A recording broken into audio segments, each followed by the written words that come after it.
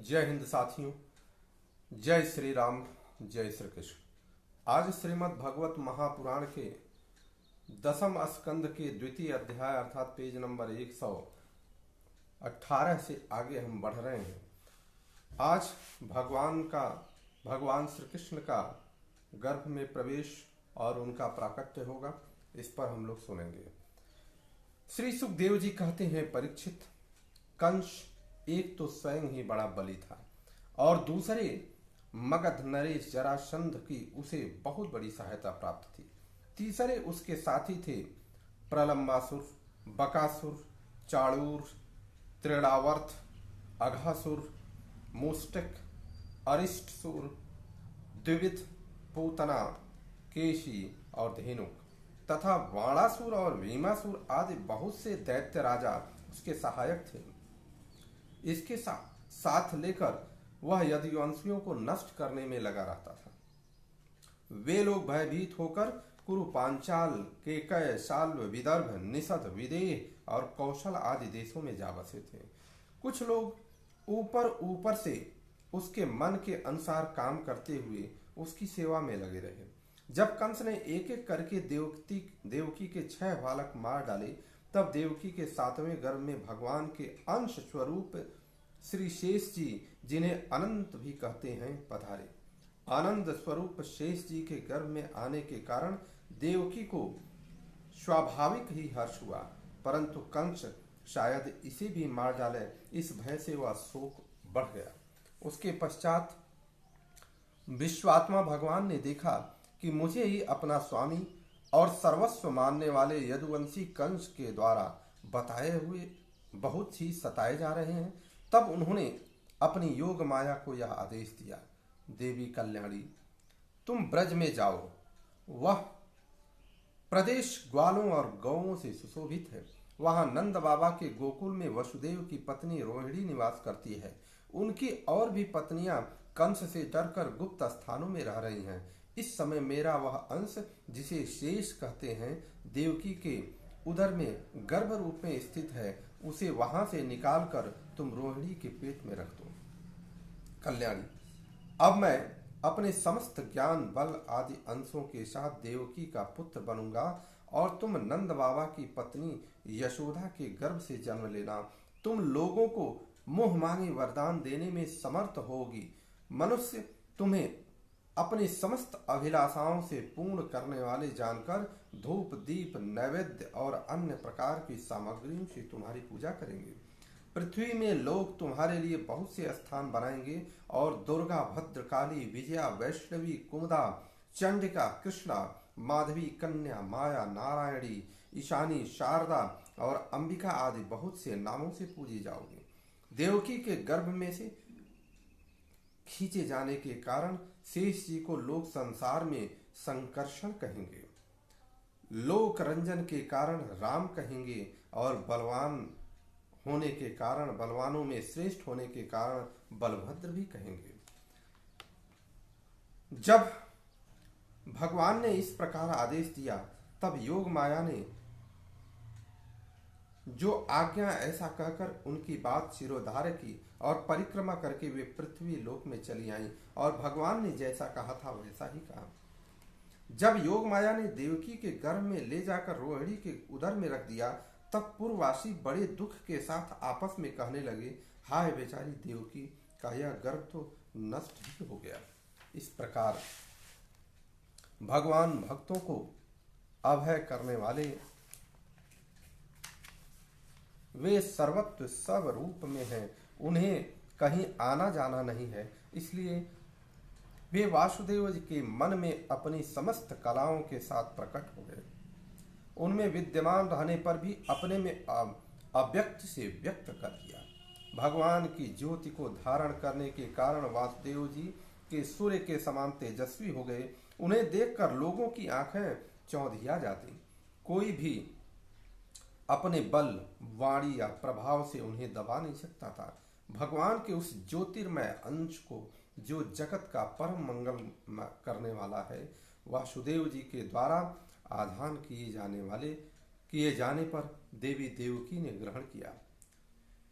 जैसे पूर्व दिशा चंद्रदेव को धारण करती है, वैसे ही शुद्ध सत्व की संपन्न देवी देवकी के विशुद्ध मन से सर्वात्मा और आत्म स्वरूप भगवान को धारण किया।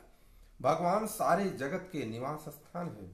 देवकी उनका भी निवास स्थान बन गई, परंतु बड़े आदि के परंतु घड़ी आदि के भीतर बंद किए हुए दीपक का और अपनी विद्या दूसरे को न देने वाले ज्ञान बल को श्रेष्ठ विद्या का प्रकाश जैसे चारों ओर नहीं फैलता, वैसे ही कंस के कारागार में बंद देवकी की भी उतनी ही शोभा नहीं हुई।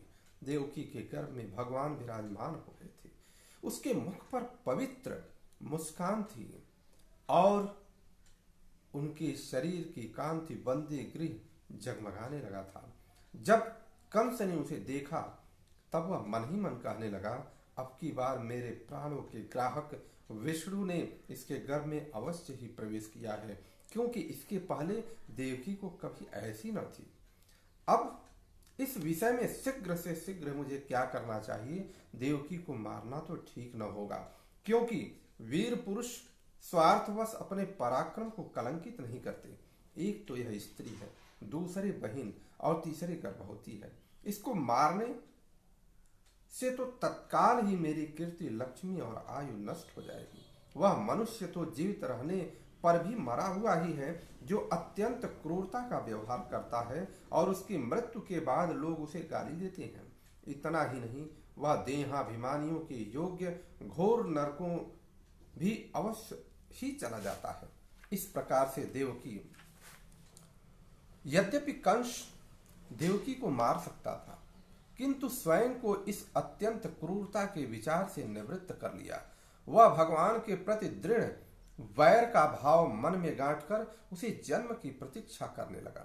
वह उठते बैठते, खाते पीते, सोते जागते, चलते फिरते सर्वदा ही श्री कृष्ण का चिंतन में लगा रहता था। उसका और उसकी आंख पड़ती, वहां कुछ खड़का होता तो श्री कृष्ण दिख जाते। इस प्रकार उसे सारा जगत श्री कृष्णमय दिखने लगा। परीक्षित, भगवान शंकर और ब्रह्मा जी कंस के कैद खाने में आए। उनके साथ अपने अनुचरों के सहित समस्त देवता और नारद आदि ऋषि भी थे।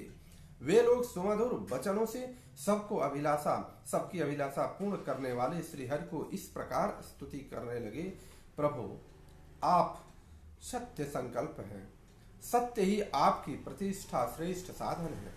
सृष्टि के पूर्व, प्रलय के पश्चात और संसार की स्थिति के समय इस असत्य अवस्थाओं में भी आप सत्य हैं। पृथ्वी, जल, तेज, वायु और आकाश, इन 5 दृश्यमान सत्यों में आप ही कारण हैं और अपने अंतर्यामी रूप में विराजमान भी हैं। आप इस दृश्यमान जगत परमार्थ स्वरूप, आप ही मधुर वाणी और समदर्शक और प्रवर्तक हैं। भगवान, आप तो बस सत्य स्वरूप ही हैं। हम सब आपकी शरण में आए हैं। ये संसार क्या है? एक सनातन वृक्ष। इस वृक्ष का आश्रय है एक प्रकृति। इसके 2 फल हैं, सुख और दुख। 3 जड़ें हैं, सत्य, रज और तम। 4 रस है, धर्म, अर्थ, काम और मोक्ष।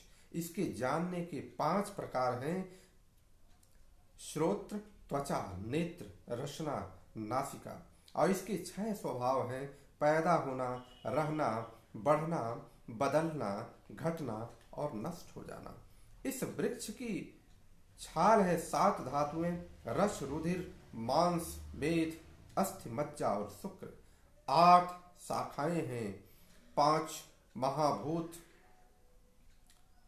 मन, बुद्धि और अहंकार। इसमें सुख आदि समस्त 9 का छोड़ा है। प्राण, अपान, ध्यान, उदान, समान और नाग, कुर्म, कुकल, देवदत्त और धर्मवत।